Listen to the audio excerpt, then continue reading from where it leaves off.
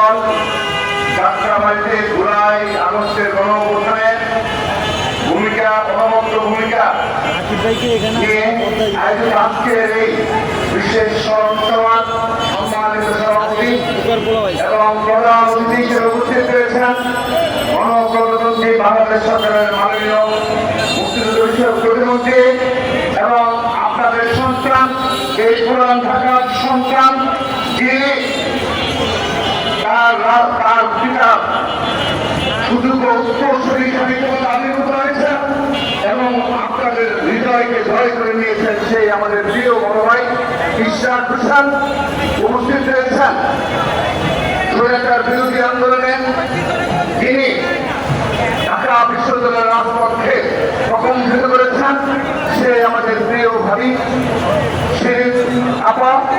MP এবং উপস্থিত রয়েছেন আপনাদের এই যাত্রাবাড়ি কেন্দ্রের মাটি ও মানুষের নেতা, যিনি জুলাই আগস্ট গণঅভ্যুত্থানের আসুক, যিনি দীর্ঘ 15.5 বছর এই ফ্যাসিস্ট বিরোধী আন্দোলনেও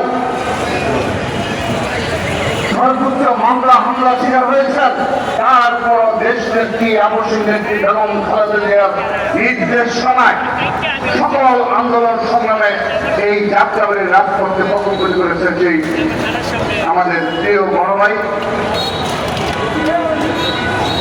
আলহাজ নবিল্লাহ নবী ভাই সহ উপস্থিত যাত্রাবাড়ি জেলা বিএনপি সকল পর্যায়ের নেতৃবৃন্দ